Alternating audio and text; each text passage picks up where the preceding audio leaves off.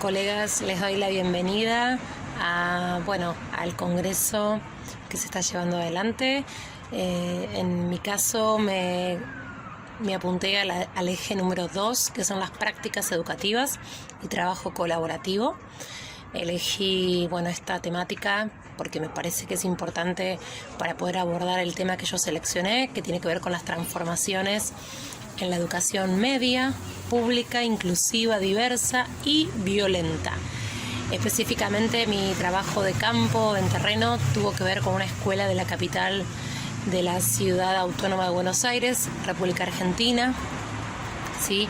Específicamente tomé una singularidad, ¿sí? Tomé el caso de una escuela donde yo fui profesora muchos años. Y me empecé a preguntar cuáles eran esas transformaciones que nos atravesaban a los docentes y cómo nos movilizaban, ¿no? Y fue interesante un poco retomar la historia escolar de esta escuela, un poco cómo fue avanzando toda la comunidad, cómo fueron cambiando esos sectores que asistían a la escuela, ¿sí? Específicamente los alumnos que provienen que llegan a esta escuela tiene que ver con chicos que vienen de otros países vecinos, ¿sí? Sobre todo Bolivia, Perú, hijos de inmigrantes de esos países, y esto tuvo que ver con que muchos de estos alumnos venían con historias de repitencia, ¿sí? Sobriedad de repitencia, fracasos reiterados, y de esta manera nos dábamos cuenta que encontrábamos apatía frente al aprendizaje, algunas situaciones de consumo de drogas, situaciones que nos hacían pensar que el respeto a la norma era compleja. Había inasistencias reiteradas. En definitiva, muchas de estas cuestiones de cambio que se fueron dando en el contexto sociodemográfico nos hicieron pensar mucho en cómo teníamos que adaptar nuestras prácticas educativas para poder llegar a esta población y a este grupo de alumnos.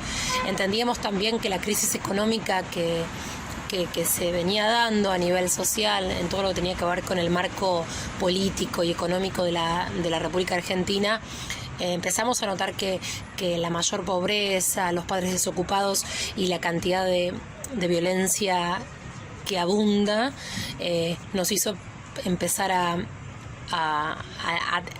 tener que atender a estos jóvenes desde otro lado, ¿sí? Sentíamos que muchas familias nos elegían por estar ubicados en una ciudad tan importante como el barrio de Belgrano, ¿sí? Entonces esto hacía que muchas familias nos elijan porque teníamos cerca algunos trenes. Entonces esto hacía que la escuela sea elegida.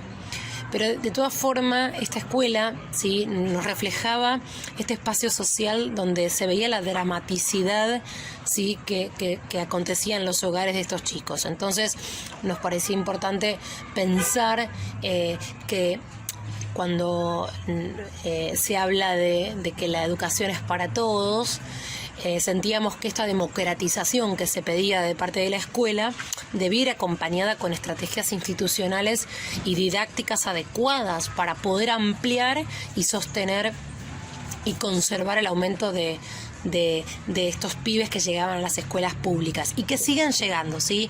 Cuando yo digo que llegaban, porque esta investigación la comencé hace un par de años y me parece que es interesante retomar esta idea, ¿sí? Que los chicos que llegan a estas escuelas de capital, de gestión pública, son escuelas que por lo general llegan sectores sociales muy desfavorecidos, ¿sí? Y sabemos que la escuela pasa a ser el único espacio de contención. Esto no es novedad para ninguno de nosotros que asistimos a este tipo de encuentros, pero es importante manifestarlo. Sin duda, la comunidad educativa fue cambiando, ¿sí? Esta escuela tiene más de 80 años y obviamente el escuchar a los docentes y saber que muchos docentes se molestan por tener esta cantidad de pibes y de jóvenes que no aprenden, hacen de alguna manera que empezamos a preguntarnos qué nos está pasando, ¿no? Y qué pasa con esa relación con el otro, ¿sí? Y bueno, y yo para hacer esta investigación, esta aproximación en terreno, me empecé a hacer muchas preguntas y empecé a ver cosas diversas, porque yo veía una cosa y a lo mejor había otro colega que veía otra situación. Entonces, bueno, empezamos a preguntar qué pasaba con esta idea de comunidad, ¿sí? Empezábamos a ver que la comunidad antes estaba vista como un lugar estable, como algo lindo, confortable, seguro y basado en la confianza. Pero bueno, vimos que en la actualidad, ¿qué está pasando? Se está exacerbando el individualismo, ¿sí? Esta cuestión de que mejor resuelven los problemas una misma persona, ¿sí? Que es difícil de resolver problemáticas con otros. Uno entiende que es mejor ir de la mano con la resolución individual. Y bueno, y nos parecía importante ver que se empezaba como a responsabilizar mucho al docente en esta relación pedagógica, ¿sí? En estas prácticas educativas que se veían que no servían o que fracasaban, ¿sí? Entonces nos empezamos a preguntar de quiénes dependían los resultados de que el pibe aprenda o no. Entonces, bueno, empezamos a ver que los éxitos y los fracasos a veces dependían no solamente del docente, también tenía que ver con un Estado, ¿sí? Que intenta que funcione como un eje para integrar, ¿sí? A toda la sociedad, ¿sí? Pero bueno, sabemos que con nuevas políticas y transformaciones varias, algunas de esas cuestiones se perdían y obviamente se perdía esta idea de cuáles eran los derechos y obligaciones de los ciudadanos. Entonces, bueno, empezábamos a preguntarnos qué pasaba con esta sociedad que empezaba a verse muy fragmentada. Y obviamente, esto pasó en la escuela, ¿no? Esta fragmentación social se encontró en los jóvenes también, ¿no? Y también en los adultos. Esto era importante marcarlo, ¿sí? Porque en el aula aparece esta idea, ¿no? De éxito y de fracaso. Y bueno, que en realidad muchas veces nosotros estos cambios, ¿sí? No sabíamos cómo resolverlos. Yo tomo el ejemplo de una colega, también licenciada en educación, que es la profesora Lea Besub, en la cual dice que en las condiciones objetivas y también en la subjetividad de los actuales maestros y maestras se esconden rasgos propios de las etapas históricas y las identidades colectivas generadas en el pasado, ¿sí? Es interesante también, y dice esto, ¿no? Que ni las familias ni las escuelas quedaron al margen de estas transformaciones. Y aunque perpetuamos la idea de comunidad educativa, deberíamos rever si lo somos o qué camino tomamos para seguir sosteniendo este espacio áulico. Sin duda, esta pregunta o esta inquietud de qué hacemos los actores institucionales dentro de las escuelas hoy está totalmente cuestionado por toda esta situación que tiene que ver con el espacio áulico y en un espacio áulico que tiene que ver con lo virtual, ¿sí? Entonces, hoy, si bien mi investigación habla de las estrategias didácticas áulicas, ¿sí? Que llevan a un mejor resultado, es interesante tomar esto, ¿no? Que hoy están totalmente en boga.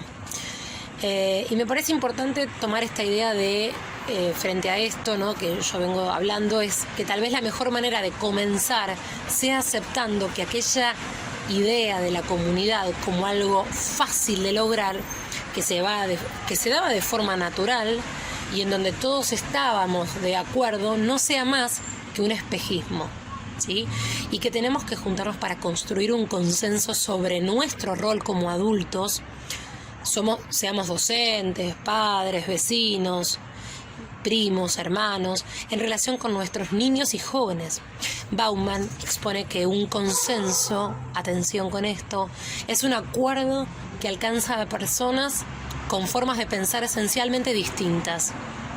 Un producto de duras negociaciones y de compromisos de numerosos altercados, contrariedades y un acuerdo para ponerse de acuerdo que necesita renovación periódica, ¿sí? Es decir, esta estrategia áulica que yo elijo como docente tiene un corto tiempo, ¿sí? No es algo estable que me va lo voy a sostener de por vida. Por eso es importante traer esta idea de consenso que traigo para poder llevarlo de alguna manera de la mano con el compromiso, ¿no? Y cuando digo consenso, digo compromiso, es aceptar una decisión que se tomó por un grupo de gente. Y acá traigo el ejemplo del proyecto escuela, ¿no?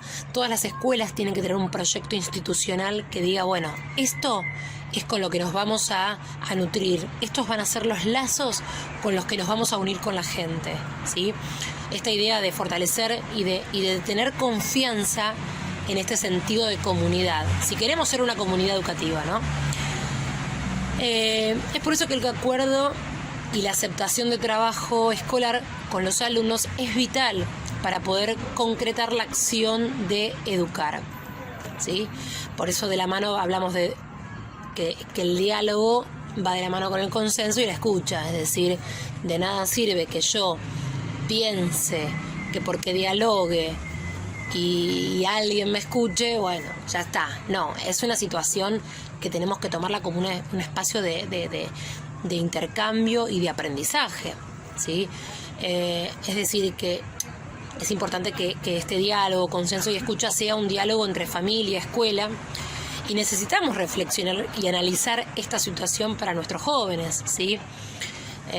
Bueno, es interesante no perder de vista esta situación, porque en definitiva si no nos quedamos con que las leyes educativas plantean a nivel nacional una realidad que después cuando uno va realmente al aula son reformas que quedan inconclusas, ¿no? Que quedaron en deseos, ¿no? Por eso es importante, yo hace un rato hablé de lazos, ¿no? Es importante tomar la idea de los lazos como comunidad y escuela, ¿no? Esta estrategia tiene que ver qué hace la escuela para que ese lazo esté más fuerte, ¿no? Para la cual resulta necesario que la escuela pueda abrirse a la comunidad, pueda vincularse con ella, ¿sí? ¿A través de qué? De diferentes cuestiones, reuniones familiares, reuniones escolares, festivales, ferias. Hay un montón de lazos que es central pensarlos y pensarlo para poder enseñar algo, ¿sí? Porque si no, no se aprende. Si no hay lazo, no hay aprendizaje. Entonces, hay que generar un espacio de un lazo que genere una relación de ida y vuelta, ¿sí? En donde podamos preguntarnos qué pueden hacer las familias y la comunidad por la escuela, pero también qué pueden hacer las escuelas por las familias y la comunidad a la cual pertenece, ¿no? Una reflexión que me parece interesante, que es de Rosa María Torres, que tiene que ver que en toda comunidad humana tiene como problemas y necesidades, pero también tiene saberes, capacidades y recursos que a menudo no son valorados ni siquiera reconocidos como tales, ¿no? Ejemplos de lazos escolares son infinitos, no me quiero extender mucho porque bueno, tenemos un tiempo limitado, pero me gustaría ser específica con esta idea que traigo en esta ponencia, que tiene que ver con 4 conceptos que a mí me parecen súper valiosos, que tienen que ver con el término errancia, intemperie, frontera y cornisa.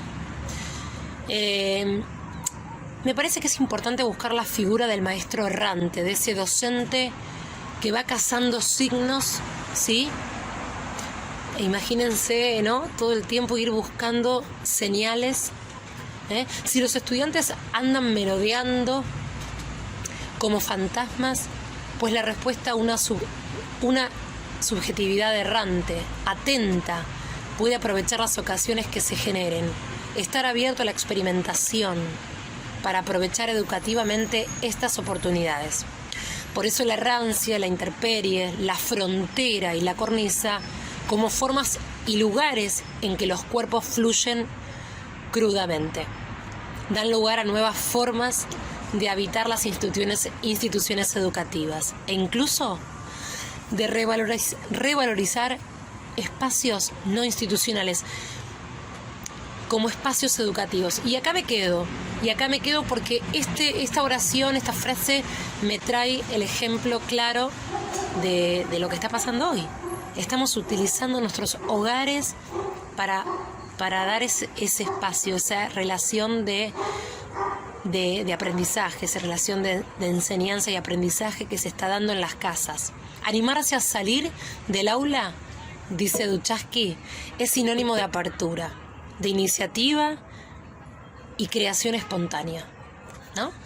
¿Qué usamos nosotros los docentes para que esas redes y esos lazos vayan todo el tiempo cazando a los pibes y sosteniéndolos? Por eso hablamos de la red interna y externa, ¿sí? Ya no basta el edificio escolar como la escuela y ahí está el edificio. Ahí estás vos, docente, donde vos buscas momentos y lazos para establecer. Y para ir cerrando, y ya nos estamos despidiendo, me estoy despidiendo, yo creo que sin duda hoy como docentes precisamos elevar nuestro profesionalismo y este proceso precisa de espacios de contención docente. El maestro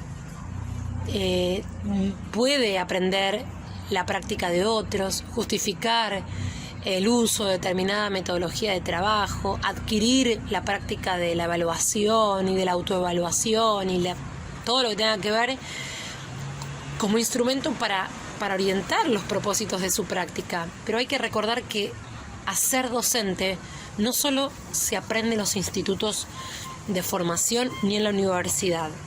Todos, de una u otra forma, han construido su conocimiento de cómo ser docente a lo largo de las sucesivas experiencias de aprendizaje de las que han podido participar durante su vida.